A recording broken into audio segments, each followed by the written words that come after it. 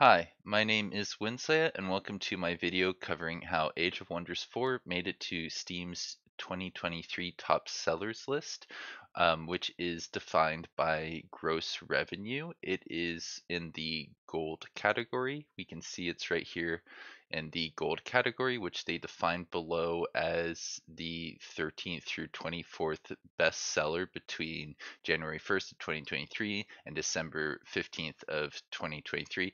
And I think that's worth acknowledging, celebrating, and appreciating because that is a really big accomplishment for Age of Wonders. I don't believe they've been able to do that with previous Age of Wonders 4 titles. And they were able to beat out some really big games from this year in the silver category. If you compare it to just a few of the things in here, I remember Atomic Heart was like a really big one when it came out.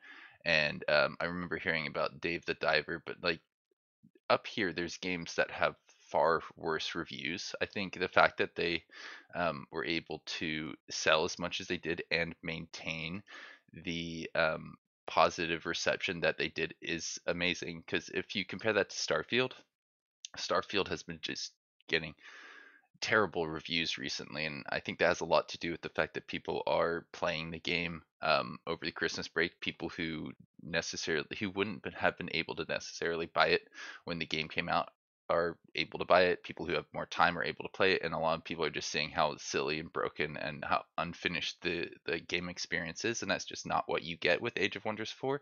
Um, what you get is a lot of very good value for the dollars that you spend on Age of Wonders 4, not just with the base game, but with the expansion packs. And I think that that is really reflected when you look at the Steam DB page. The um, in-game player count has been pretty consistent for the past few months. I think if I can go to 6 months, you can see it had a little bit of a spike in winter break because people have more time. This was I think the last DLC, and there may have been a DLC right around this time as well. I think that may have been Dragon Dawn. Yeah, Dragon Dawn came pretty soon after Age of Wonders 4 came out, which was um, yeah, Age of Wonders 4 comes out here, then they have a little spike here, and then this would be the latest DLC followed by the winter break.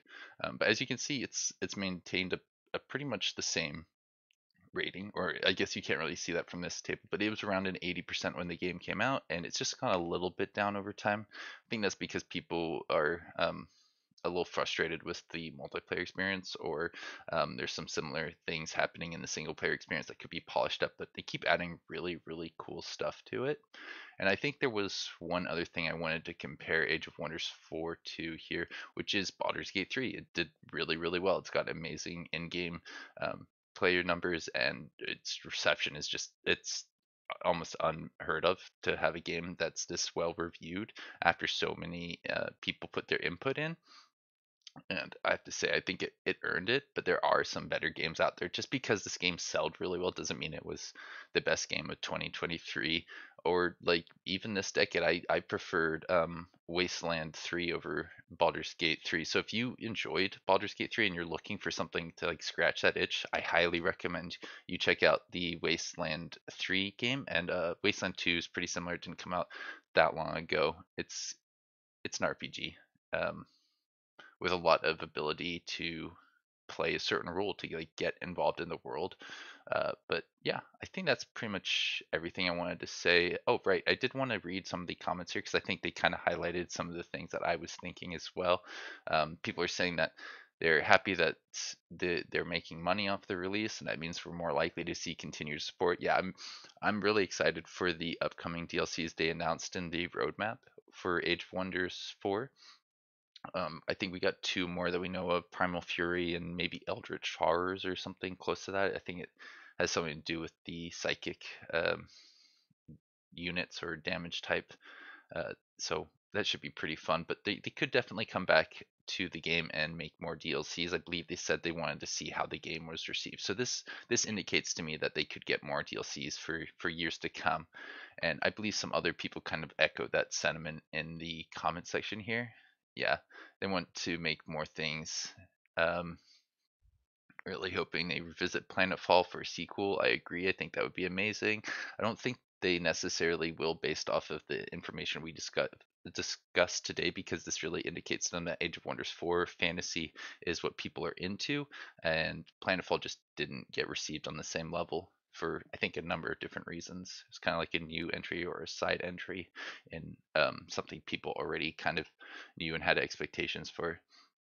People complain about DLCs are stupid according to this person. Yeah, you get some really good content. I think specifically for games like Age of Wonders, your DLCs are very valuable if you compare it to I think like Diablo 4. People are saying that's not worth the money. It's just like you're giving them money to keep people getting paid, not to get good content.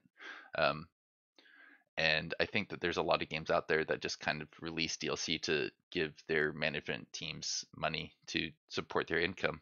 Um, they're saying that they want Age of Wonders 5 more than Planetfall. It's interesting. I think I would prefer Planetfall over Age of Wonders 5, although I think Age of Wonders 4 could get supported for years, like literally as long as Stellaris, which came out in 2016. I'm still playing base game Stellaris 8 years later, and I think people could be playing Age of Wonders 4 8 years later.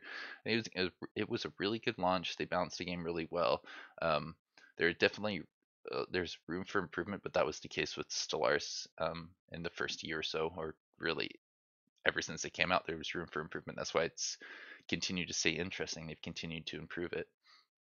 People are just discussing Planetfall here, aren't they?